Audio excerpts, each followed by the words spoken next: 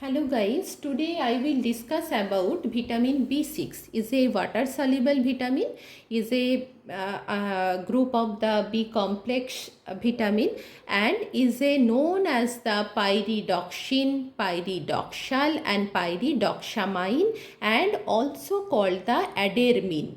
Is a vitamin B6 is a family of the three compounds. Name are the pyridoxal, pyridoxamine and pyridoxine. The generic name for the vitamin B6 is the কি pyridoxine. এটা আমরা সকলেই কিন্তু জানি. All three are phosphorylated to the active coenzyme from. এরা কিন্তু প্রত্যেকেই কি করে মেটাবলিজম পাথওয়েতে হেল্প করে। অ্যান্ড পিএলপি যাকে আমরা বলছি pyridoxal phosphate, PLP is a very important due to the কি যে ইজ এ প্রাইমারি কোএনজাইম হিসাবে কিন্তু মেটাবলিজম পাথওয়েতে সব থেকে ভালো কাজ করে। এবার গাইজ আমরা দেখব যে B6 কোথায় অ্যাবসর্পশন হয়। মেনলি হয় ইন্টেস্টাইনে, এবং দেখা যায় যে কিছু কিছু ক্ষেত্রে ডিফিউশন ওয়েতে কিন্তু জেজুনামেও কিন্তু কি হতে পারে না অ্যাবসর্পশনটা হতে পারে। এবার আমরা দেখে নেব যে প্রতিদিন পার ডে RDA অনুযায়ী 2.0 থেকে 2.5 mg অ্যাডাল্টের ক্ষেত্রে কিন্তু ভিটামিন B6 এর রিকোয়ারমেন্ট থাকে। And it is also increases the during pregnancy, lactation and sometimes of the old age. হ্যাঁ, ওল্ড এজেও অনেক সময় কিন্তু B6 এর রিকোয়ারমেন্ট বেড়ে যায়। যেসব old Ezra suffer from the Parkinson's disease, anaemic যাদের মধ্যে একটা টেন্ডেন্সি থাকে, ঠিক আছে, তাদের ক্ষেত্রে কিন্তু B6 এর রিকোয়ারমেন্টটা বাড়তে থাকে, কারণ B6 এর অনেক রকম ফাংশন আছে। ঠিক আছে, তাহলে আমরা দেখব যে এই পাইরিডক্সাল এবং পাইরিডক্সামাইন, ডক্সাল AL অ্যান্ড AMINE এরা কিন্তু মেনলি পাওয়া যাচ্ছে অ্যানিমাল প্রোডাক্ট থেকে। আর পাইরিডক্সিন এটা কোথায় পাওয়া যায় না লার্জলি ইন দ্য ভেজিটেবলস। তাহলে পাইরিডক্সাল আর পাইরিডক্সামাইন এরা হলো অ্যানিমাল প্রোডাক্ট, অ্যানিমাল সোর্স থেকে আমরা পাই। আর যার জেনেরিক ফর্ম হলো pyridoxine, pyridoxine is the large source of the কি না ভেজিটেবলস। সব থেকে বেশি আমরা ভেজিটেবলস থেকে পাই। তাহলে সোর্স কি, কোথা থেকে আমরা পাচ্ছি না আমরা পাচ্ছি কোথা থেকে না এদের তিনটে ক্যাটাগরিতে আমরা ভাগ করেছি। সব থেকে বেশি আমরা যেখান থেকে পাই সেটা হলো বলেছে পালসেস, বিভিন্ন রকম পালসেস হতে পারে, হুইট হতে পারে, মিট হতে পারে, এছাড়া মিল্ক, এগ, পটাটো, ভেজিটেবলস এবং সাম ফ্রুটস, এদের থেকেও কি হয় না আমরা কি পেতে পারি ভিটামিন B6 পেতে পারি। এবার গাইজ আমরা জানবো যে ভিটামিন B6 কি স্টোর করা যায়। আমরা প্রত্যেকে মানে এই ধারণাটা ক্লিয়ার করি, যেহেতু এটা ওয়াটার সলিউবল ভিটামিন, প্রতিদিন ইউরিন আউটপুটের মাধ্যমে অনেকটা পরিমাণ এটা বেড়ে যায়, স্টোর করা যায় না। সো ডেলি ডায়েটে এটা কিন্তু আমাদের ইনটেক করতে হয়, আদারওয়াইজ আমাদের বডি এটা স্টোর করে রাখতে পারে না। তো the store of the vitamin B6 in the body are usually sufficient to last for about 8 weeks. ঠিক আছে, 8 উইকস মিনস 1 মাস, মানে 4টে সপ্তাহ, মানে হার্ডলি 2 মাস আমরা আমাদের বডিতে যে ভিটামিন B6 থাকে সেটা দিয়ে কাজ চালাতে পারি। আদারওয়াইজ 2 মাসের পর ভিটামিন B6 জাতীয় খাবার যদি আমরা না খাই তাহলে কি হবে, আমাদের একটা ডেফিসিয়েন্সি দেখা দেবে। তাহলে ভিটামিন B6 এর অনেক রকম রোল আছে, অনেক রকমের কাজ আছে, সেই কাজগুলো আমরা একটু ধীরে ধীরে আলোচনা করি। প্রথমে আমাদের জানতে হবে যে কি কি কাজ করছে, কি ফাংশন কি। প্রথমে আমরা দেখব যে ভিটামিন B6 মেটাবলিজম পাথওয়েতে হেল্প করে। ঠিক আছে, কি করে না coenzyme in the protein metabolism, coenzyme in the carbohydrate and fat metabolism, synthesize of the heme. ঠিক আছে, heme, vitamin B6 is also important for the synthesis of the heme. Heme মানে কি আয়রন, তাই তো। এই যে পিএলপি আমরা যে পড়লাম pyridoxal phosphate is also aids to the binding to the oxygen to haemoglobin. A microcytic hypochromic anaemia কিন্তু কি হয়, যদি রেজাল্ট মানে এই ভিটামিন B6 যদি ডেফিসিয়েন্সি ঘটে, তাহলে যে ধরনের অ্যানিমিয়াটা দেখা দেয় তার নাম কি? অ্যানিমিয়া তো অনেক রকমের হয়ে থাকে, এই B6 অভাবে যেটা হয়ে থাকে তাকে বলে মাইক্রোসাইটিক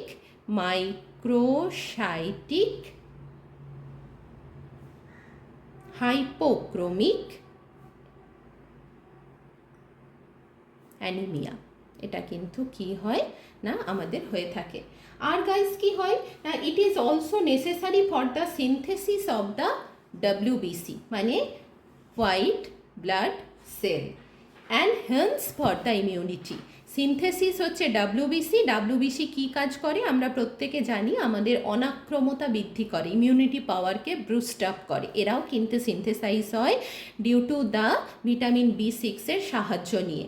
আর কি হয় না, B6 participate in the mainly neurotransmitter is a very important from কোথা থেকে নিউরোট্রান্সমিটার কোথা থেকে সিনথেসাইজ হচ্ছে না, from the amino acid which allow the nerve cell to the communicate like serotonin. Neurotransmitter কারা? Serotonin. Gamma amino butyric acid কারা? GABA, GABA। Serotonin, dopa, DOPA, dopa, এরা প্রত্যেকেই কি করে? নিউরোট্রান্সমিটার হিসাবে আমাদের কাজ করে। এখানেও কিন্তু B6 একটা গুরুত্বপূর্ণ রোল প্লে করছে। আর গাইস কি করে না, it is required for the conversion of the tryptophan to niacin and also for the metabolism of the homeocysteine to cystine. হোমিওসিস্টিনকে সিস্টিন এসেন্সিয়াল অ্যামিনো অ্যাসিড, এরা সবাই আমরা জানি। Homocysteine is toxic to cell and has been linked to an increase risk of the atherosclerosis. তার মানে কি করছে না, হোমিওসিস্টিনের মেটাবলিজমে B6 গুরুত্বপূর্ণ ভূমিকা পালন করছে। হোমিওসিস্টিন কিন্তু সেলের জন্য ভীষণ টক্সিক, এবং এটা আবার মানে লিঙ্কড করা আছে যে যদি এটা আমাদের বডিতে বেশি মাত্রায় চলে আসে তখন কিন্তু is a prone to the atherosclerosis, তখন একটা অ্যাথেরোস্ক্লেরোসিসের একটা চান্স থেকে যায়। And it is also involve in the regulation of the gene expression is a very important. And studies have shown that, দেখা গেছে কিছু রিসেন্ট স্টাডিতে যে the vitamin may help the prevent cancer প্রিভেন্টেও কিন্তু B6 গুরুত্বপূর্ণ ভূমিকা পালন করে। তো গাইস এইটুকু ক্লিয়ার হয়েছে যে কি কি ফাংশন করে।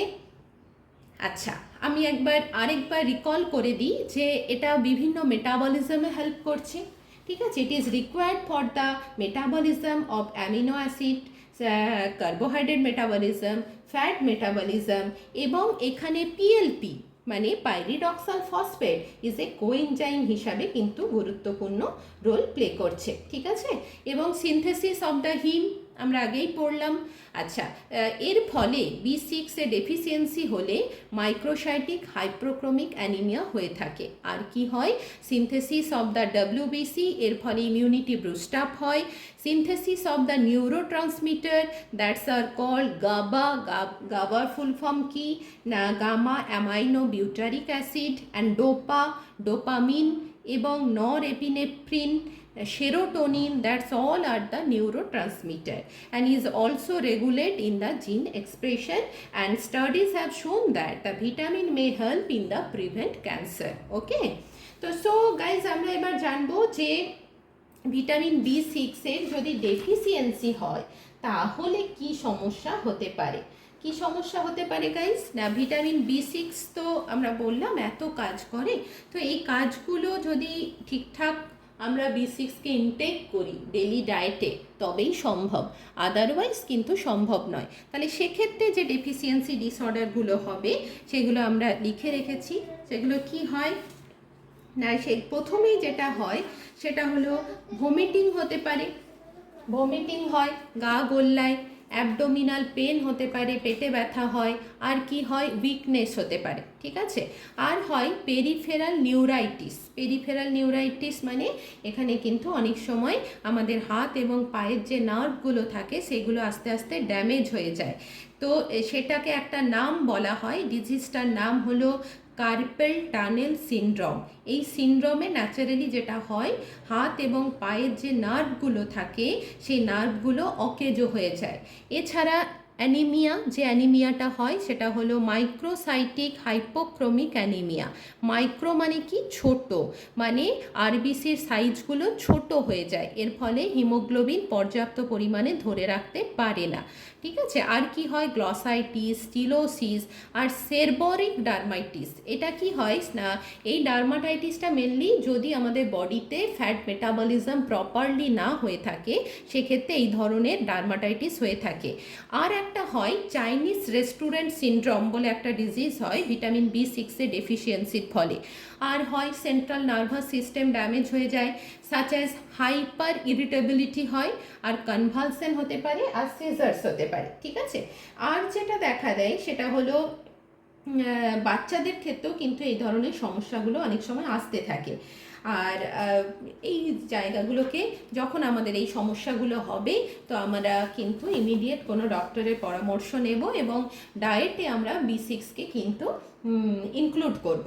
আর একটা জিনিস দেখা যায় সেটা হলো glucose tolerance is reduced in the pregnant women, ঠিক আছে। যখন জেস্টেশনাল ডায়াবেটিস হয় না, তো তাদের ক্ষেত্রে B6কে বেশি মাত্রায় ইনক্লুড করা হয়, কারণ জেস্টেশনাল ডায়াবেটিস তাকে কি করার জন্য না, প্রিভেন্ট করার জন্য। আর যেটা হয়ে থাকে, কারণ ওই দোজ টেকিং কন্ট্রাসেপটিভ পিল, অনেকে কি করে যে কিছু কিছু ওমেন আছে যারা কন্ট্রাসেপটিভ পিল খায়, সেই পিলটা খাওয়ার ফলে তাদের ক্ষেত্রে কিন্তু বডিতে হরমোনাল ইমব্যালেন্স দেখা দেয়। সেক্ষেত্রে ইনসুলিন আপটেক মানে ইনসুলিনের যে গ্রহণ ক্ষমতা, ইনসুলিনের কার্যক্ষমতা সেটা অনেক সময় হ্যাম্পার হতে থাকে। এর ফলেও কিন্তু গ্লুকোজ টলারেন্স টেস্টটা বডিতে ডিক্রিজ হয়ে যায়, এর ফলে জেস্টেশনাল ডায়াবেটিস আসার একটা চান্স থেকে থাকে, ঠিক আছে।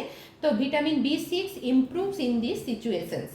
আর হয় যেটা হয়ে থাকে সেটা হলো humoral and cell mediated immune রেসপন্সটা অনেক সময় হ্যাম্পার হয়, যে very high dose do not produce benefit beyond dose observe with moderate supplement, ঠিক আছে।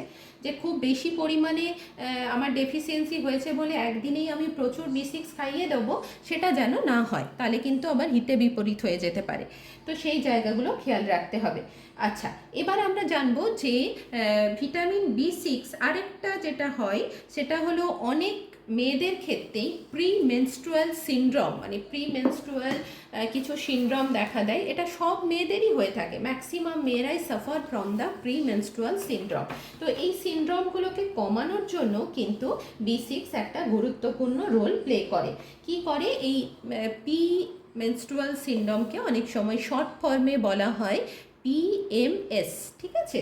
তো এই ক্ষেত্রে যে জিনিসগুলো মেনলি দেখা দেয় সেটা হলো কি হয় না, পেটে ব্যথা, কোমরে ব্যথা, আচ্ছা anxiety, irritability, depression, headache, mood swing, এই যে সমস্যাগুলো, এই এতগুলো সমস্যার কোনো না কোনো সমস্যার শিকার কোনো না কোনো উইমেন তো অবশ্যই, ঠিক আছে। তো এই জায়গাগুলোকে রিকভারি করতেও কিন্তু B6 একটা গুরুত্বপূর্ণ ভূমিকা পালন করে। তবে যতই পালন করুক অবশ্যই আমাদের খেয়াল রাখতে হবে হাই ডোজ ইনটেক করা চলবে না। যদি আমরা হাই ডোজে ভিটামিন B6 ইনটেক করি তাহলে কিন্তু আমাদের কি হবে না, টক্সিসিটি দেখা দেবে। টক্সিসিটি হলে কি হবে না, when people who consume such high level of vitamin B6 তো experience symptoms are like difficulty in the walking, in head and foot numbness, হাত পায়ের মধ্যে অসাড়তা দেখা দেবে, হাঁটতে পারবে না, damage to the ganglia. Ganglia মানে কি না, where the nerve fiber converge, ganglion যেটাকে বলে, নেফ্রনের এই নিউরনের যে জাংশন গ্যাংলিয়নগুলো, সেইগুলো কি করতে থাকে না, ড্যামেজ হতে থাকে, এর ফলে আমরা হাঁটতে চলতে পারি না, ঠিক আছে। ইজ প্রবাবলি পার্মানেন্টলি ড্যামেজ হয়ে যায়। এই জন্য হাই ডোজে কিন্তু B6 খাওয়া যাবে না, ডাক্তারের পরামর্শ নিয়েই, এবং কতটা আমাদের প্রয়োজন B6 সেটা আমাদের RDA রেকমেন্ডেড করা আছে, সঠিক ডায়েটিশিয়ানের কাছে গিয়ে সেই রেকমেন্ডেশন অনুযায়ী আপনি ডায়েটে B6কে ইনক্লুড করবেন। ওকে, তো তাহলে এই ধরনের সমস্যাগুলোকে আমরা কি করতে পারবো না ওভারকাম করতে পারবো। আর একটা জিনিস আমি আগেও বললাম যে এই B6 কিন্তু reducing homocysteine in the blood, আমাদের ব্লাডে যে হোমোসিস্টিন থাকে সেই হোমোসিস্টিনটা ব্লাডে কিন্তু রিডিউস করে। এর ফলে করোনারি হার্ট ডিজিজ, যা অ্যাথেরোস্ক্লেরোসিস, হার্ট অ্যাটাক, এই সমস্যাগুলোর হাত থেকে আমরা কিন্তু অনেকাংশে কি হতে পারি না বাঁচতে পারি। তো হোমোস is a very very important, এটা খুবই ইম্পর্ট্যান্ট, এটা মাথায় রাখা উচিত যে B6-এর একটা গুরুত্বপূর্ণ রোল আছে সিভিডিকে প্রিভেন্ট করা। ঠিক আছে, তো সো গাইস, আজকে ক্লাসটা তোমাদের কেমন লাগলো তোমরা অবশ্যই কমেন্ট বক্সে লিখে জানাবে। তোমাদের কমেন্ট পেলে আমার আরও ভালো লাগবে এবং আমি চেষ্টা করব আরও দ্রুত ভিডিওগুলিকে সুন্দর করে তোমাদের যাতে কাজে লাগে সেই মতো আপডেট করে দেওয়ার। তো অবশ্যই তোমরা চ্যানেলটিকে সাবস্ক্রাইব করবে এবং লাইক কমেন্ট শেয়ার করতে অবশ্যই ভুলবে না। ঠিক আছে গাইস, ওকে।